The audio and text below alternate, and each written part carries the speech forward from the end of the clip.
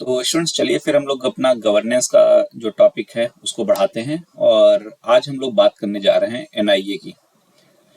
अपने लास्ट के लेक्चर में जब हमने गवर्नेंस का किया था तो उसमें हमने बात की थी सीबीआई की, और सीबीआई के हमने अधिकार क्षेत्र देखे थे।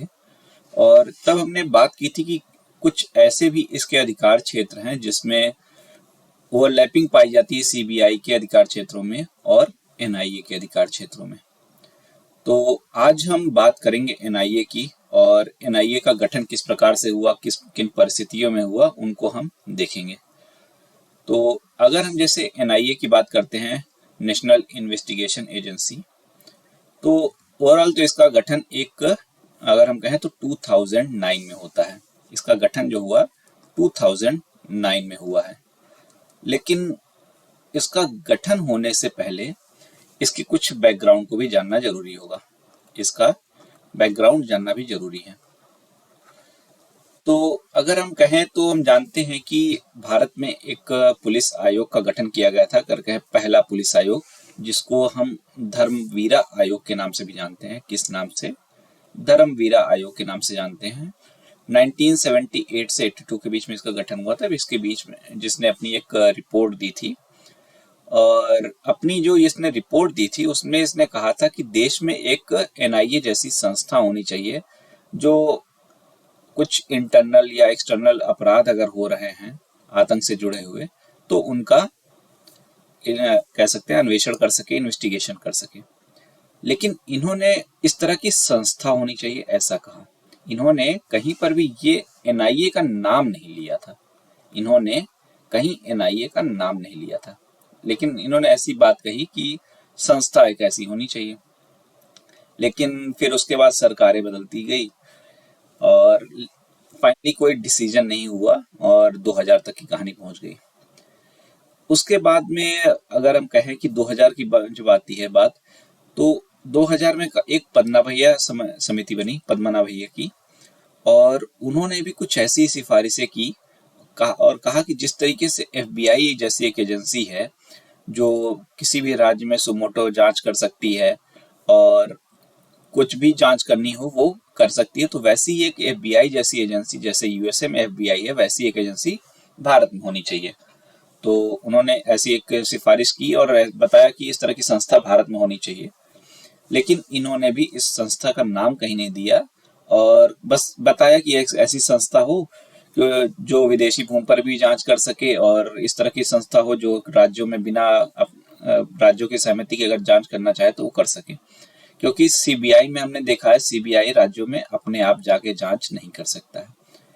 जब तक उसको राज्य से या तो परमिशन होनी चाहिए, सुप्रीम कोर्ट जब तक नहीं बोलेगा तब तक वो नहीं कर सकती है।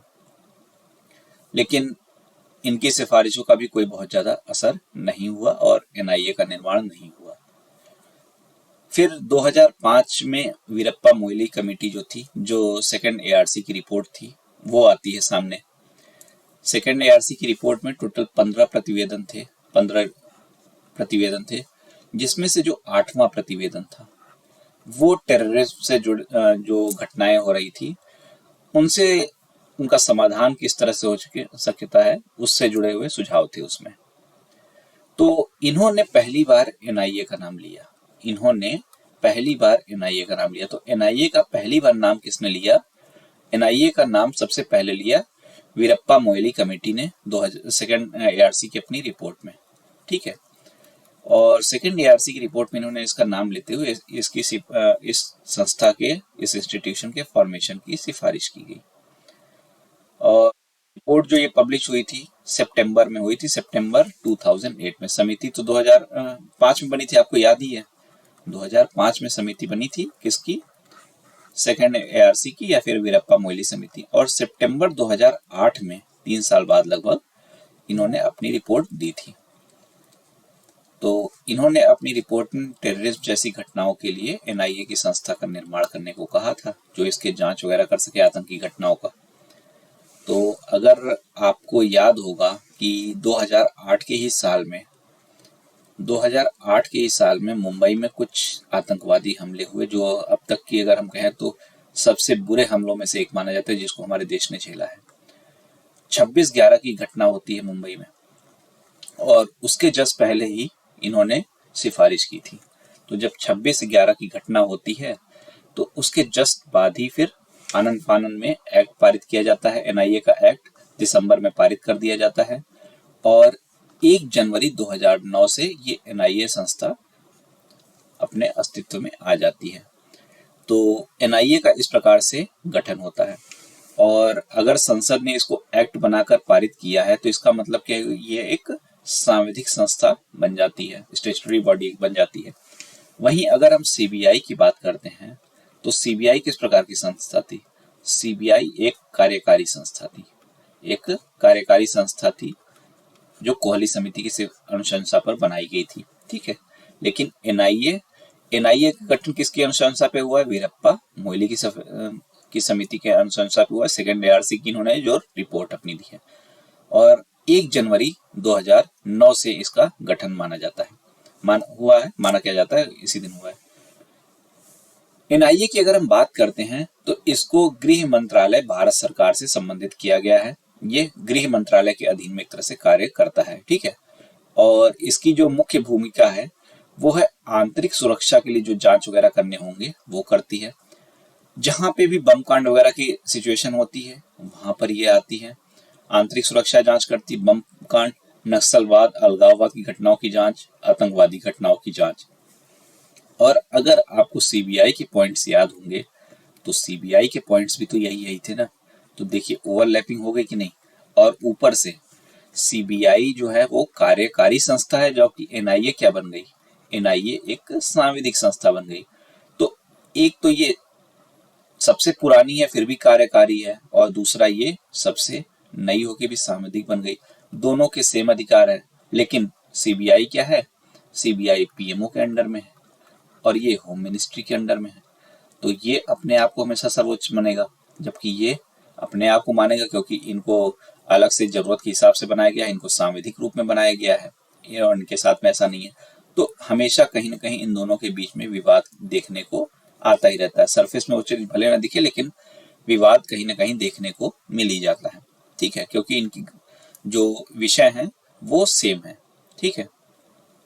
साथ ही अभी हाल ही में यूएपीए एक्ट 1967 जो है उसमें भी परिवर्तन किया गया था, लगभग 2 साल हो गए। और उसमें क्या परिवर्तन जब किया गया, उसमें कहा गया कि किसी भी पदाधिकारी व्यक्ति को हिरासत में लिया जा सकता है एनआईए के द्वारा, बिना वारंट लाया जा सकता है पूछताछ वगैरह के लिए, देश से बाहर भी जांच करने का अधिकार दे दिया गया, देश से बाहर जांच करने का भी अधिकार दिया गया। मतलब जो जांच अभी कौन कर रहे थे, इंटरपोल वगैरह से मदद के लिए कौन जाता था? सीबीआई जाती थी, लेकिन अभी इसको भी अधिकार दे दिया गया और श्रीलंका में एनआईए ने अपनी पहली जांच भी की थी। इसके अलावा एनआईए के पास में राज्यों में सुमोटो जांच करने के भी अधिकार दिए गए हैं। मतलब जहां सीबीआई को राज्यों की परमिशन की आवश्यकता थी, यहाँ पे इसको कोई परमिशन की आवश्यकता नहीं होती है। तो इतने तो इनके पास अधिकार हो जाते हैं, ठीक है। और ये अपने आप में एक स्टैट्यूटरी बॉडी है, बिना राज्य की सहमति की जांच कर सकता है, विदेशों में भी जांच कर सकता है। तो इतने तो हमारे मतलब एनआईए के विषय में के फंक्शन के हो गए, इनका किस तरह से गठन हुआ है, किस तरीके की संस्था है और ये क्या कार्य करती, ये चीज हो गई। अब एनआईए और सीबीआई के जो विवाद हैं वो भी क्या हमने देख लिया कि इनकी भूमिकाएं क्या हैं, लगभग एक जैसी ही हैं, ओवरलैपिंग इनकी भूमिकाओं में। सीबीआई शुरू से इंटरपोल वगैरह के साथ इंटरनेशनल लेवल पे कार्य कर रही थी, अब इनको भी जांच का अधिकार दे दिया गया है।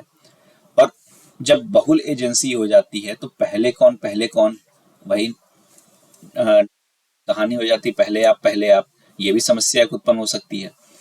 ऐसी एक समस्या एक बार दिल्ली में विस्फोट हुआ तो वहां पर सीबीआई भी पहुंच गई थी, एनआईए भी पहुंच गई और दिल्ली पुलिस पहुंच गई, और तीनों का ये कहना था कि हमारा अधिकार क्षेत्र है, हम यहाँ पर जाएंगे, पहले हम जांच करेंगे, हम पहले वहां पे देखेंगे कि क्या चीजें हुई हैं।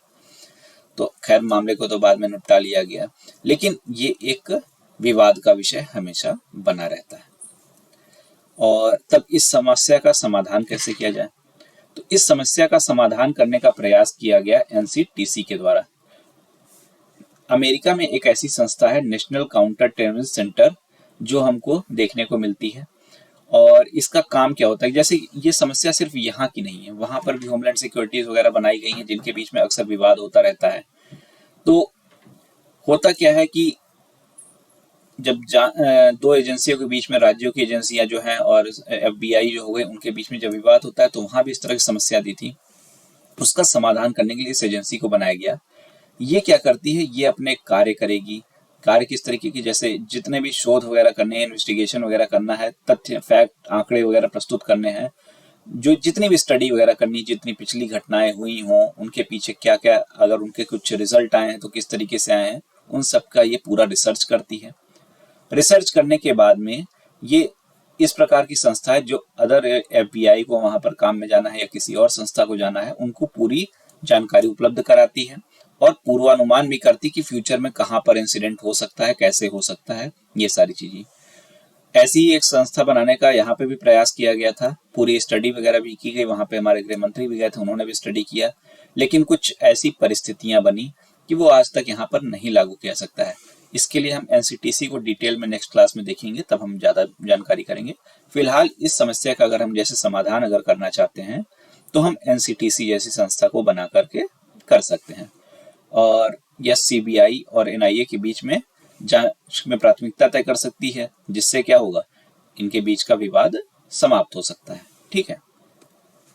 दूसरा क्या एक समस्या है इसके साथ में, अब अभी हमने कई बार बोल चुके हैं कि लॉ एंड ऑर्डर जो है ये किसका विषय है, स्टेट का विषय है, राज्य का विषय है, लेकिन ये NIA का कानून कौन बना रहा है, NIA का कानून सेंटर पार्लियामेंट बना रहा है।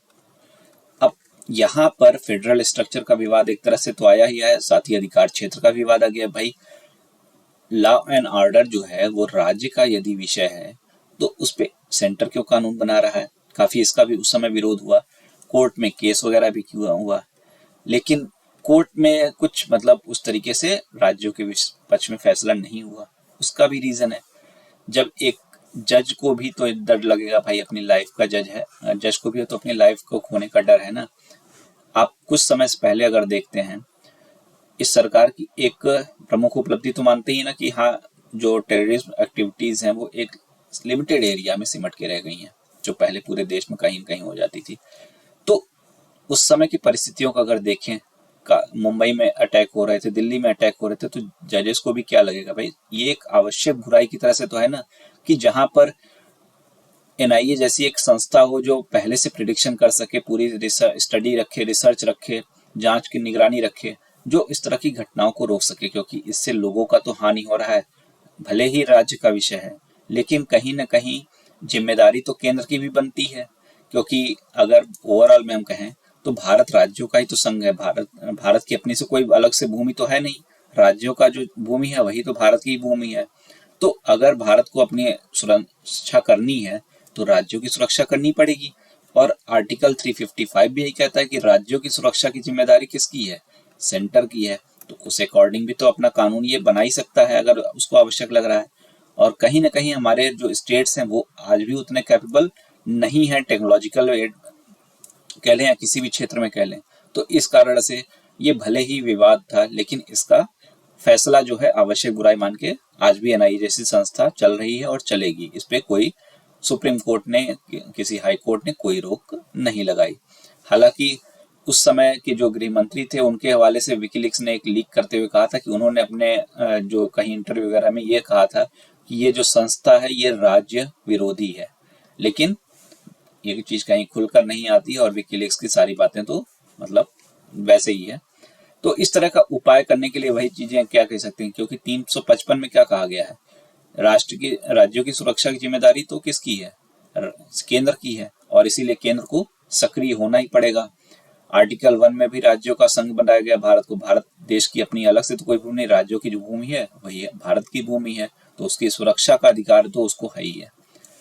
इस तरीके की विवाद न होने पाए वो क्या कर सकते हैं, तो जैसे हम परिषद वगैरह, अंतर्राज्यीय परिषद बना सकते हैं 263 अनुच्छेद के द्वारा, तो वही कार्य हम यहाँ पर भी कर सकते हैं कि कानून व्यवस्था के लिए एक अंतर्राज्यीय परिषद बना दें, और उस परिषद में NIA से संबंधित जो भी जानकारियां हैं, उसकी आवश्यकता क्या है, क्यों है, कैसे है, किस तरह से फंक्शनिंग करती है, उसको हम राज्यों को समझा सकते हैं, उनसे मीटिंग कर सकते हैं, जिससे राज्यों को जो इस तरह से लगता है कि ये राज्य क्या परेशानी क्या है राज्यों को, कि सो मोटो जांच कर रहा है और राज्य से परमिशन नहीं ले रहा है, तो राज्यों को हमेशा ये डर बना रहता है कि सेंटर मनमानी करेगा और अपने राजनीतिक लाभ के लिए यहाँ पर कुछ न कुछ जांच करवाता रहेगा।